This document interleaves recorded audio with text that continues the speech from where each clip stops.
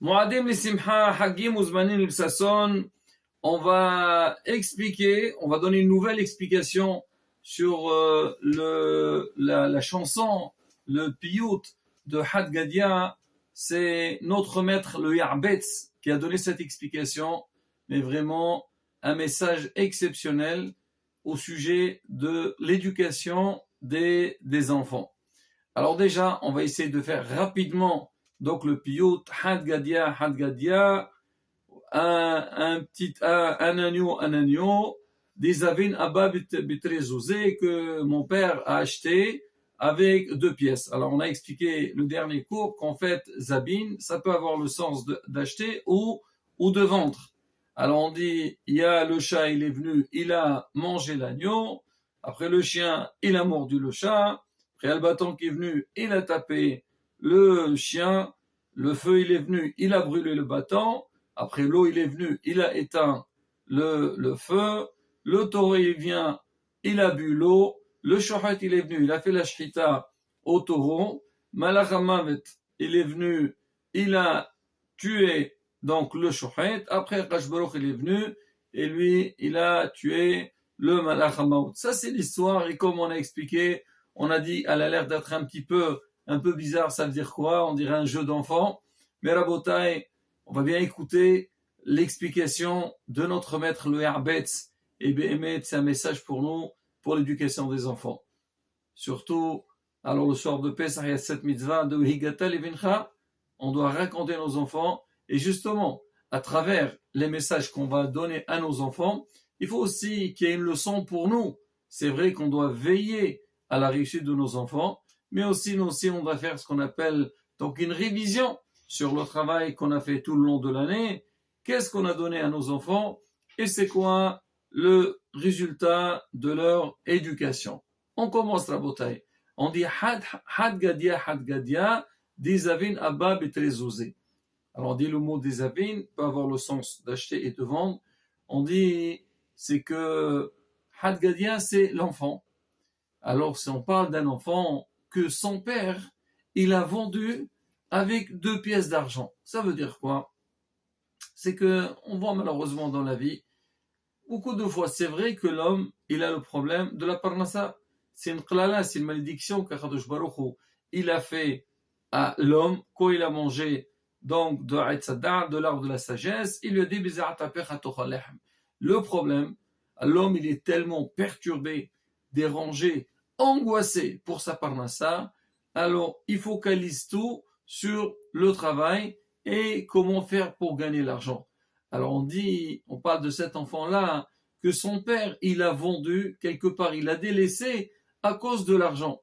Et bien, quand j'ai lu le Pirouge de Herbetz, je me suis rappelé d'une histoire. Il y avait une fois un enfant que son père, c'était un homme d'affaires, mais il était pratiquement tout le temps dans les affaires, tout le temps dans le travail. Un jour, le père, il était assis à côté de son fils. Le fils, il dit à son père, papa, maintenant je vois que tu travailles et tout. Combien ça coûte chez toi 1 heure de travail? Le père, il était surpris de son quel rapport. L'enfant, il pose combien ça coûte 1 heure de travail. Il dit, c'est pas grave, on va le faire. Pour une fois que je parle avec lui, on va le répondre. Il a dit, voilà, il a réfléchi. Il a dit, bon, on va dire un exemple. Moi, l'heure de travail, pour moi, elle vaut 100 euros. Alors l'enfant, il dit à son papa, papa, attends-moi 2 petites secondes. Il prend sa tirelire, il la casse, il dit, papa, tiens, prends 100 euros et reste 1 heure avec moi. C'est-à-dire l'enfant, il a montré à son père, papa, tu m'as vendu pour l'argent. Moi, j'ai besoin de toi. J'ai besoin de ton affection. J'ai besoin de ton éducation. J'ai besoin de ta présence. Alors on parle de Hadgadia. Hadgadia, c'est le petit enfant que lui, il a été vendu, son père l'a vendu pour l'argent. Il s'est occupé de l'argent et il a oublié son fils. Alors qu'est-ce que ça donne? Où est Atashunra? Il vient le chat. Alors l'enfant, vu qu'il n'est pas pris en charge, son père, il n'a pas la tête pour lui. Alors l'enfant, il devient comme un petit chat. Il commence un petit peu à faire des petites bêtises. On ne remarque pas trop donc les bêtises que l'on fait. Comme le chat, on le voit, on dirait qu'il est très gentil. Et de temps en temps, il essaye de piquer à droite et à gauche. Et même si on voit qu'il fait des petites bêtises, on dit c'est rien, qu'est-ce qu'il fait? C'est rien, ce qu'il a pris, ça vaut rien. Pareil aussi, donc cet enfant-là, vu que il n'est pas géré, il commence à faire des bêtises, et tout le monde dit qu'est-ce qu'il y a, c'est un enfant, il comprend rien. Alors là, c'est pas grave, il va grandir, il va s'arranger. C'est une phrase qu'on connaît beaucoup. Alors on dit d'accord.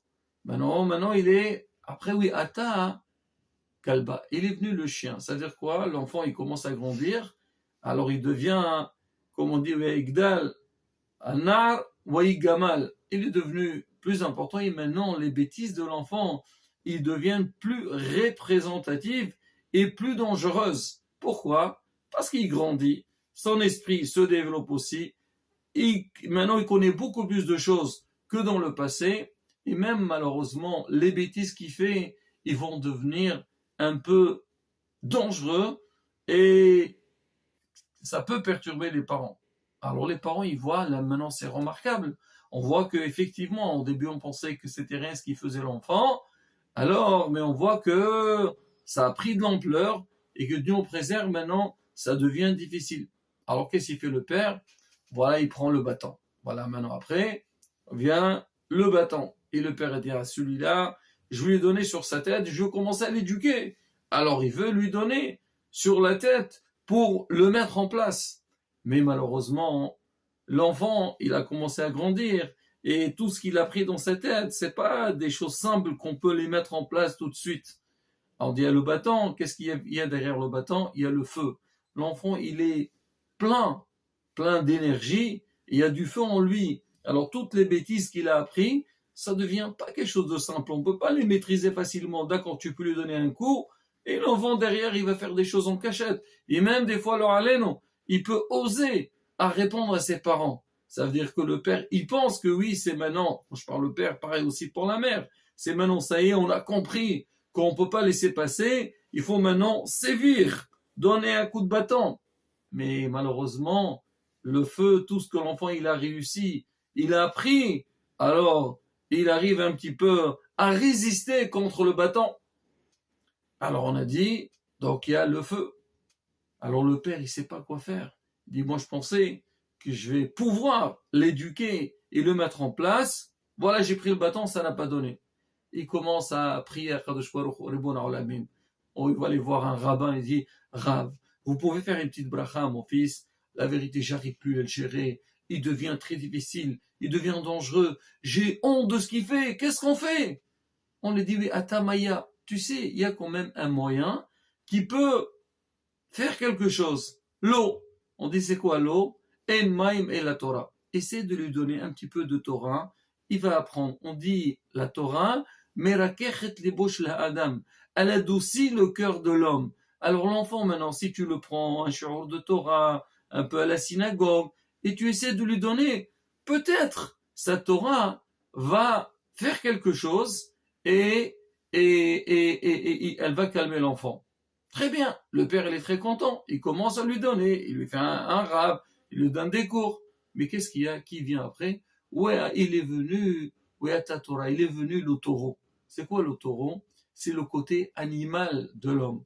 C'est que l'enfant, c'est vrai, on essaie de lui donner la Torah, mais derrière, tout le côté animal qu'il y a en lui, donc comme un taureau, il vient un peu sauvage. Alors même la Torah, on a du mal un petit peu à le mettre en place. Pourquoi? Tu viens un cours de Torah, à peine il commence à étudier, il a la tête ailleurs, ou il veut sortir. Et surtout, si on parle aujourd'hui, à vos notes, avec tous les problèmes, le portable, et tout ce qui est smartphone et tout ce qui en suit, l'enfant, il n'a plus la tête. Il peut avoir un cours de Torah. Je me rappelle une fois, donner un cours. Un enfant, il raconte à ses copains. Alors moi, je me mets devant mon ordinateur et j'essaie de regarder. Bon, je sais pas ce qu'il cherche. Il dit, quand je vois mon père arriver, qu'est-ce que je fais? Je tourne la page, je mets comme si je suis en train d'écouter un cours de Torah. C'est pareil aussi.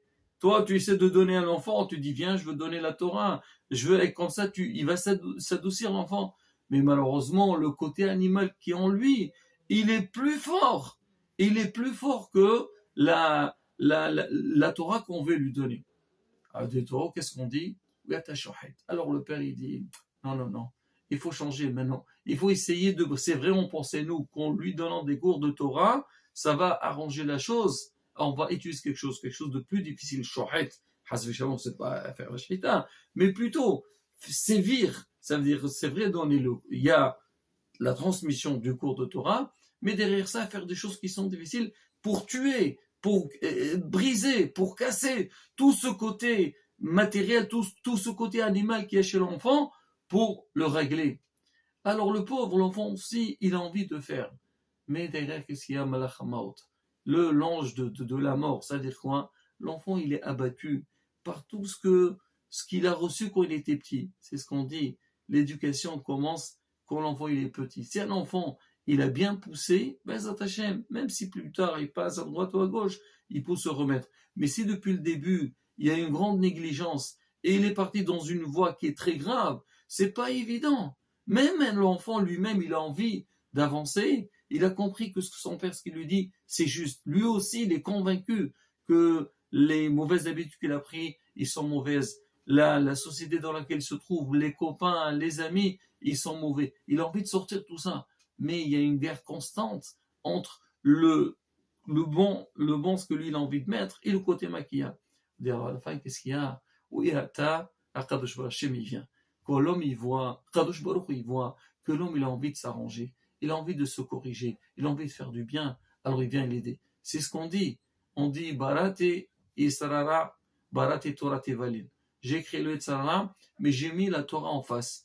Mais on dit quand même la Gemara, Elolé, Elohé, Ave, Waya, Be'ozro, Lo Ayacholo. Si Hachem, il vient pas, il n'intervient pas pour aider la personne, l'homme, il pourra pas l'avant. Et donc là, quand Hachem, il voit qu'il y a une bonne volonté des côtés des parents, du côté de l'enfant, et tout le monde a envie de bien faire, Hachem, il aide, et bien, Hachem, à la fin, l'enfant, il revient dans la bonne voie et il s'arrange. Rabotai, très beau message de cette histoire. C'est vrai, nous, on la lit. Alors, voilà, le chien, le chat, l'eau, le bâton, le feu et tout. Ça a un sens, tout ça. Mais derrière ça aussi, on dit le soir de Pessah, on veut donner, Vigata Levincha. Il faut savoir une chose. L'éducation des enfants, c'est dès quand ils sont petits, quand ils sont jeunes. Hanoch lanar alpe darko, il faut lui donner dès qu'il est petit. Parce que même quand il a reçu une bonne éducation, quand il grandira, Bezrat Hashem, on a une assurance qu'il va rester bien. Mais même si Hazbe Shalom, si l'enfant il est passé dans notre côté, il a pris une mauvaise voie, il ne faut pas faire il ne faut pas se désespérer. Il faut lui donner tous les moyens qu'il faut et Akadosh Baruch Hu nous aidera. Et Ratson, Bisrout, cette fête de Pessah, et avec toutes les tuilotes, les travaux qu'on a fait et toute la sueur qu'on a transpirée, aussi bien les mamans que les papas, les dépenses qu'on a fait et qu'on veut tous que nos enfants réussissent dans leur vie, Hachem nous aidera d'avoir, comme on dit, d'or Yesharim Ivorach, une bonne descendance, Bezrat Hashem. Amen, Ken Yeherason.